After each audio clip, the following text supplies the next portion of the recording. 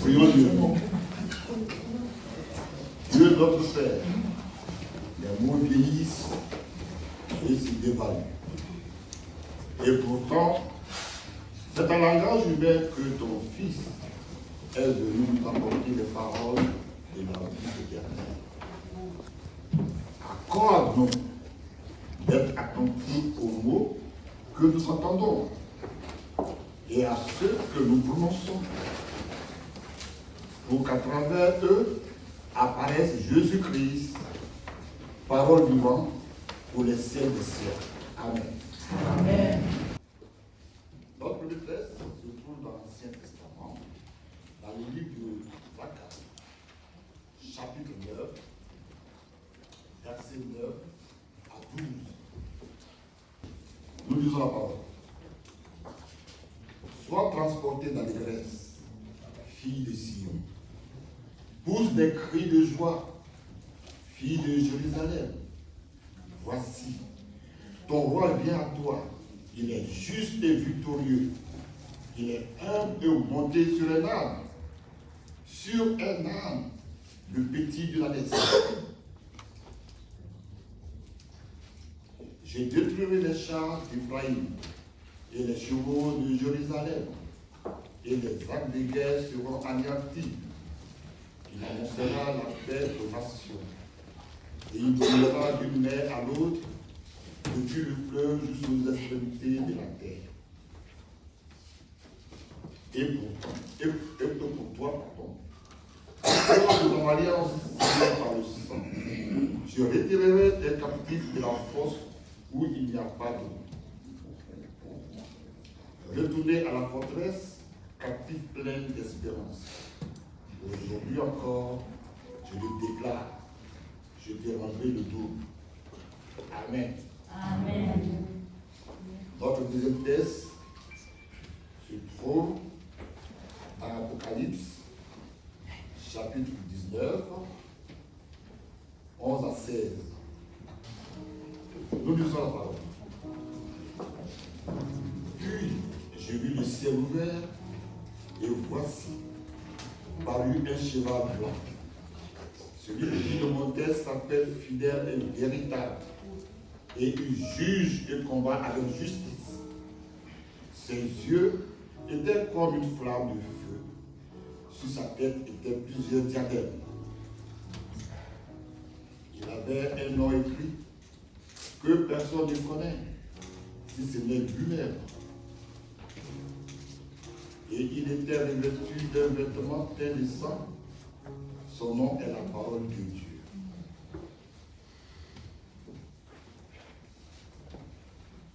Les armées qui sont dans le ciel le suivaient sur des chevaux blancs, revêtus d'un féminin blanc et pur. Et sa bouche sortait une épée aiguë pour frapper les nations. Il les pètera avec une verge de fer, et il foulera la cure du vin de la tendre colère du Dieu Tout-Puissant. Il avait sur son vêtement et sur sa cuisse un nom écrit, Roi des rois et Seigneur des seigneurs. Amen. Amen.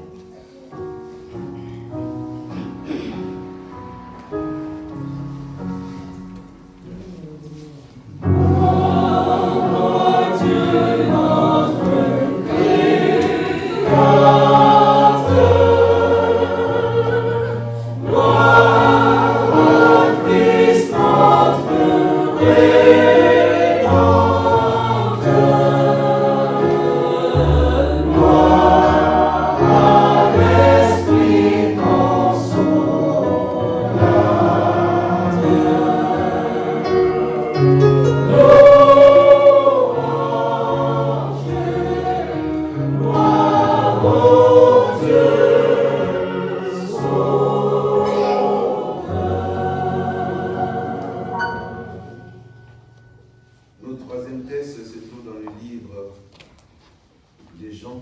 chapitre 12, le verset 12 au verset 19.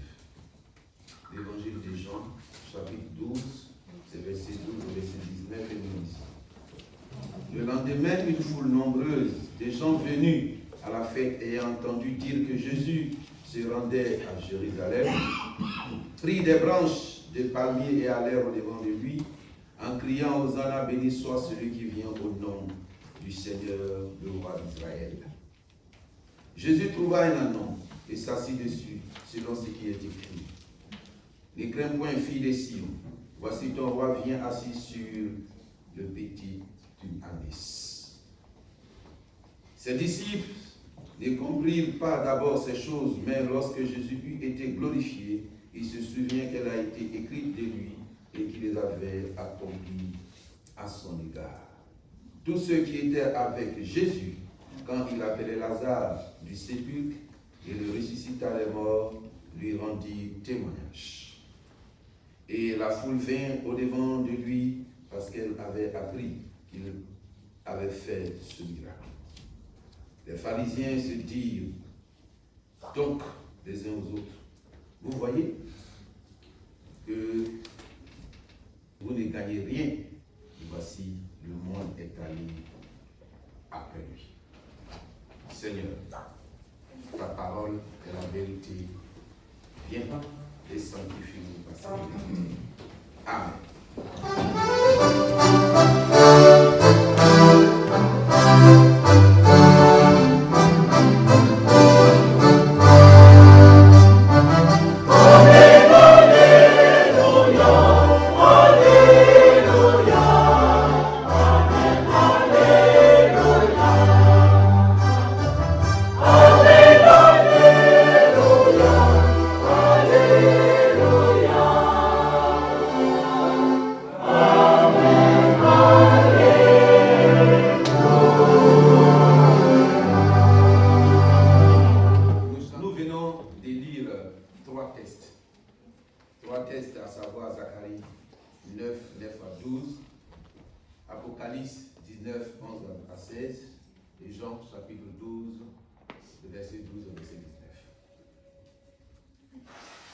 Jésus,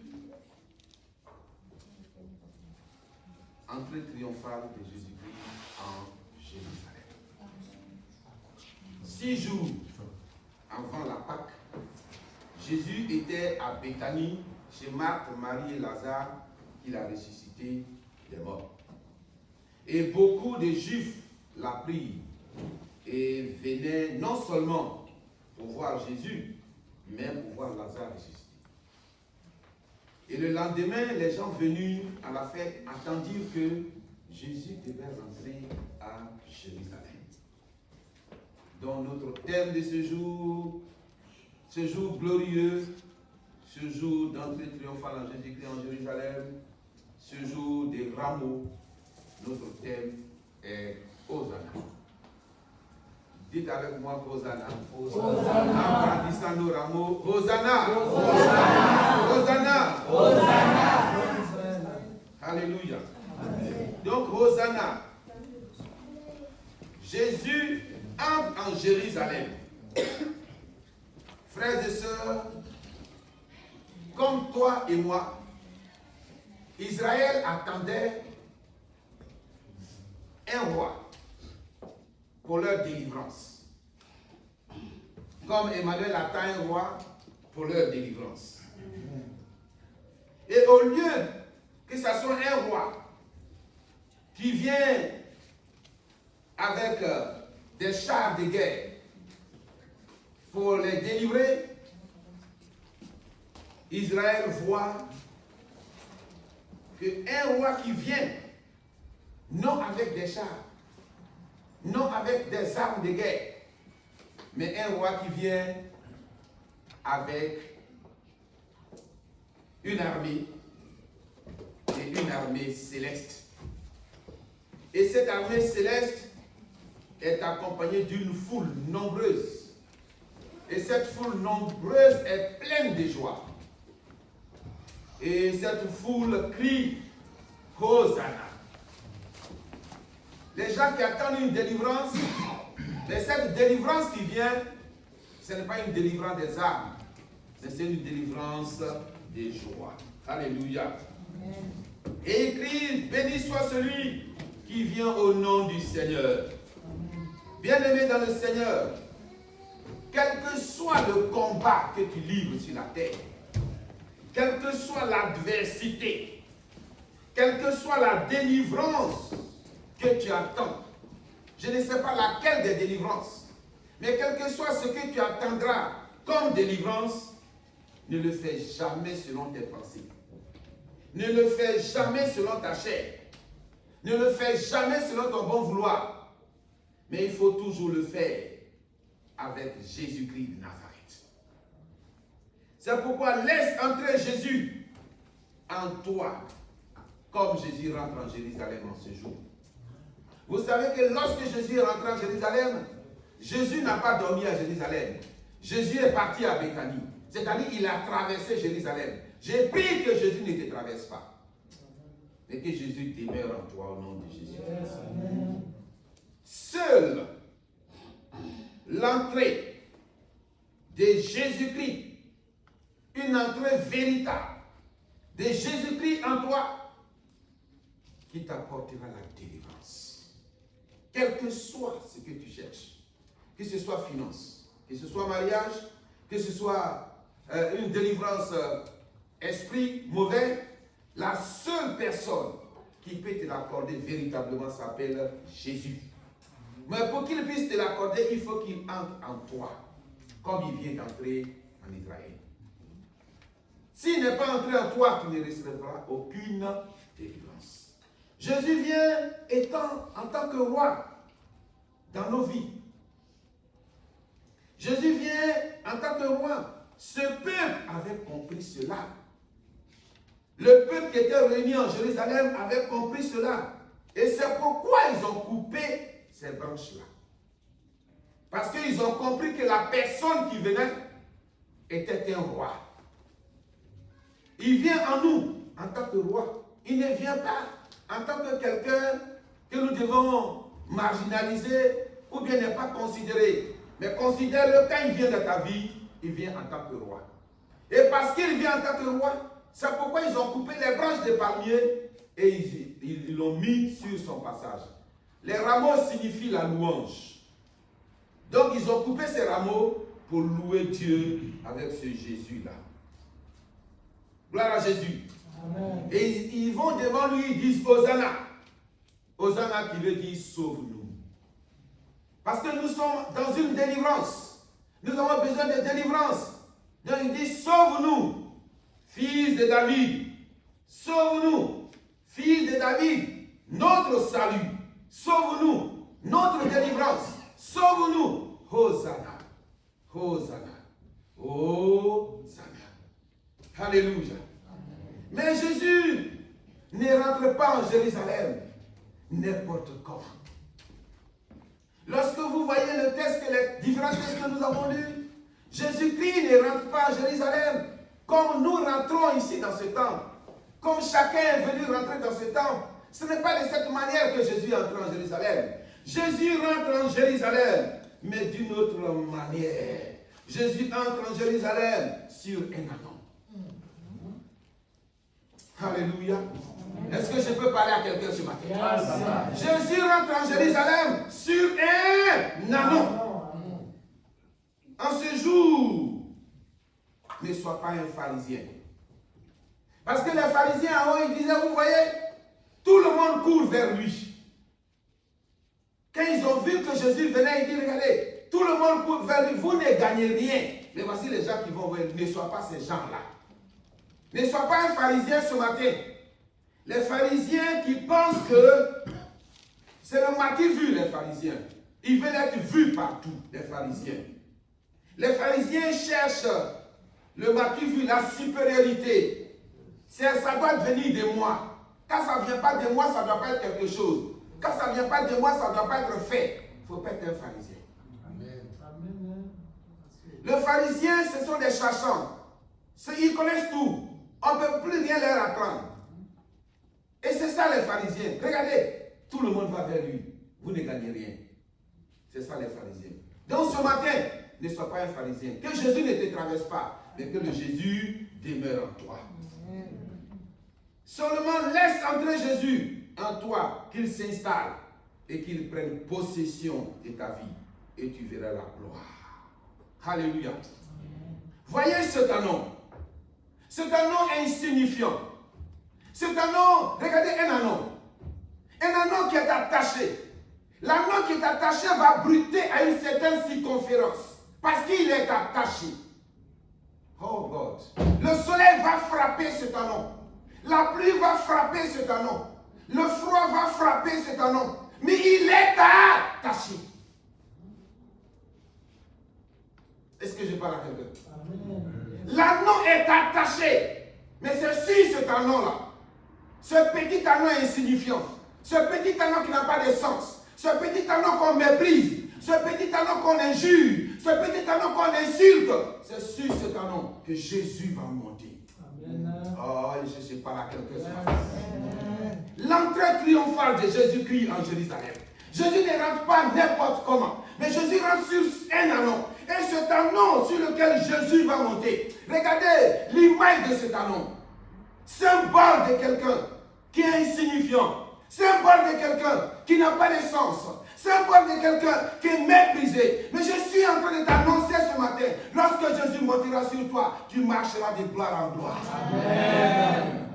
Parce que lorsque Jésus monte sur l'anneau, ce n'est plus l'anneau qui marche sur les palmes. Ce n'est plus l'anneau qui marche sur les palmes. Mais ce n'est plus Jésus qui marche sur les palmes. Mais c'est plutôt l'anneau. Jésus est sur l'anneau et l'anneau marche sur les palmes. Pourtant les palmes ont été mis pour Jésus. Mais qui marche sur les palmes? C'est l'anneau qui marche sur les palmes. Parce que Jésus est monté sur l'anneau. Lorsque tu laisseras Jésus monter sur ta vie, tu marcheras de gloire en gloire. Tu marcheras de puissance en puissance. D'autorité en autorité. C'est ça l'entrée triomphale de Jésus-Christ en Jérusalem. Jésus ne rentre pas à Jérusalem pour rien, mais il rentre à Jérusalem pour nous délivrer. Laisse-le simplement monter sur ta vie. Laisse-le gouverner ta vie. Laisse-le prendre ta vie. Laisse-le marcher dans ta vie. Laisse-le aller avec toi. C'est lui qui t'a créé. C'est lui seul qui sait comment il fera pour que tu réussiras. L'homme, il est mauvais. L'homme, il est méchant. Aujourd'hui, comme Alpha Blondy le disait, abat le président. Vive le président. Quand on te voit pour la première fois, on te fait des éloges. Et le lendemain, on te laisse tomber comme une fourmi. C'est ça l'homme. C'est pourquoi la Bible dit, le cœur de l'homme est méchant. Le cœur de l'homme. Mais Jésus-Christ, quand tu es en lui, il est monte sur toi. Tu marches dans la gloire. Comme cet anneau. Alléluia. L'image de cet anneau doit nous interpeller. Quelle est la situation dans laquelle tu vis? Laisse Jésus simplement monter sur ta vie. Lorsque Jésus montera sur ta vie, frère, lorsque Jésus montera en toi, frère, tu verras simplement et purement la gloire de Dieu. Jésus pouvait monter, marcher pour entrer à Jérusalem.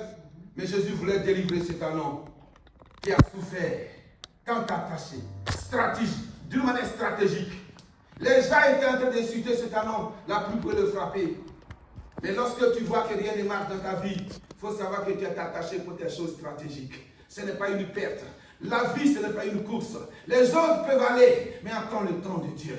Quand le temps de Dieu sonne pour toi, les choses spéciales que tu avais perdues, tu les retrouves en un jour. Yes. Parce que simplement, Jésus-Christ est avec toi. Amen. Que l'image de cet anneau soit pour toi un témoignage. Amen. Il était attaché pendant des jours. Mais le jour de son jour était arrivé. C'est l'anneau qui marchait dans la gloire. Amen. Oh, je parle à quelqu'un ce matin. Et c'est pourquoi Jean pouvait dire ceci. Je vois le ciel ouvert. En Apocalypse, il dit, je vois le ciel ouvert. Pourquoi? Parce que Jean a laissé Jésus entrer en lui. C'est pourquoi il allait sur le mont pour voir la vision qui parle aujourd'hui d'Apocalypse. Donc Jean, sur le mont, voit Jésus. Il dit, je vois le ciel ouvert. Et je vois un cheval blanc. Mais ce n'est pas n'importe qui monte sur le cheval blanc. Cet homme qui monte sur le cheval blanc, il s'appelle fidèle. Alléluia. Cet homme que je vois qui monte sur le cheval blanc, il s'appelle le véritable. Cet homme qui monte sur le cheval blanc, il s'appelle Jésus-Christ de Nazareth. Celui qui juge et combat dans la justice. C'est ce Jésus-là. Il juge, il combat dans la justice. Ses yeux sont comme une flamme de feu. Et encore, personne ne connaît son nom. Alléluia. C'est lui seul qui connaît son nom. Et dans sa bouche sort une épée aiguë. Et la Bible dit quoi? Il est écrit sur ses vêtements et sur sa cuisse un nom. Ce nom qui est au-dessus de tout nom. Ce nom grand et souverain. Ce nom puissant, majestueux. C'est ce nom qu'il est écrit sur ses vêtements. Ce nom est écrit sur ses cuisses. Et ce nom dit le roi des rois, le Seigneur des seigneurs. Amen. Il a écrit un nom, pas n'importe quel nom. Le nom sur lequel tout genou fléchit. Le nom devant lequel toute âme fléchit. Le nom devant lequel tu vas monter, tu vas descendre, quelle que soit ta royauté, quel que soit ton intellect, quel que soit ce que tu es, devant ce nom, tes genoux fléchissent et il est écrit Seigneur des seigneurs, roi des rois. Et c'est ce roi qui rentre en Jérusalem en ce jour. Alléluia. Amen. Et c'est Jésus-Christ de Nazareth. Laisse-le simplement monter sur toi, frère. Laisse-le simplement monter dans ta vie. Laisse-le gouverner ta vie. Et tu ne regretteras rien. J'ai mon petit neveu qui me disait un jour, toi tu es homme de Dieu. Nous allons hériter quoi? C'est la Bible qu'on va hériter. Et j'ai commencé à lire, je le regardais. Il dit, tu es naïf. Parce que tu n'as jamais rien compris. Parce que tout ce que tu vois dans ce monde, ça va passer. Les richesses, les maisons que tu vois, ça va passer. Mais ce que j'ai, je vous protège sans que vous ne le sachiez. C'est moi qui prie pour vous. C'est moi qui prie pour la famille. Mais il a dit ceci. C'est la Bible que nous allons hériter. Parce qu'il n'a jamais rien compris. C'est pourquoi le prophète Zacharie dit, en ce jour, soyez remplis d'allégresse. Soyez remplis d'allégresse. Il dit, soyez remplis d'allégresse, enfants de Dieu, chrétiens, peuple d'Emmanuel, soyons remplis d'allégresse. Peuple d'Emmanuel, soyons remplis de joie. Pourquoi?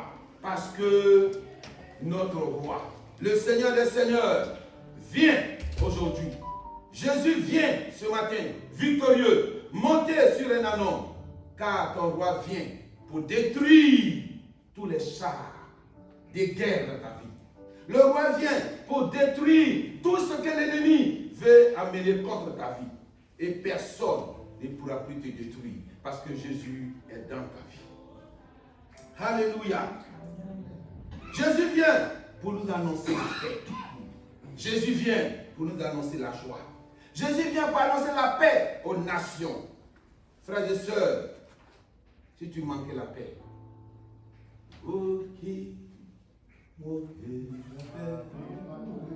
voilà, vous avez la paix. Ça c'est ça. Voilà.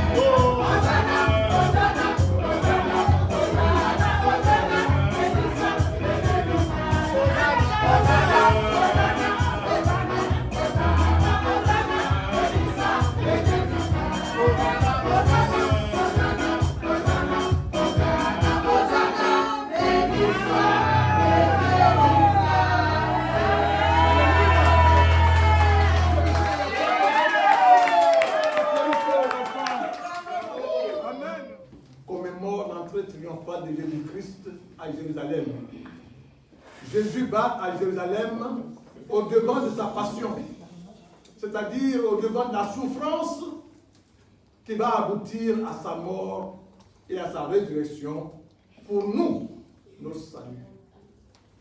Que ce jour soit un jour de paix et de joie pour chacun de nous.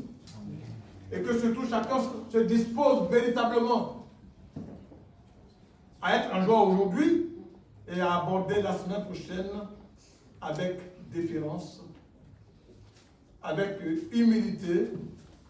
J'ai entendu parler de jeûne, si possible de jeûne et de prière pour se consacrer à recevoir, à souffrir avec Jésus pour entrer dans sa gloire. Nous avons vu, je crois, la semaine dernière, que si nous souffrons avec lui, nous entrons aussi avec lui dans sa gloire. Recevons la bénédiction de la part du Seigneur.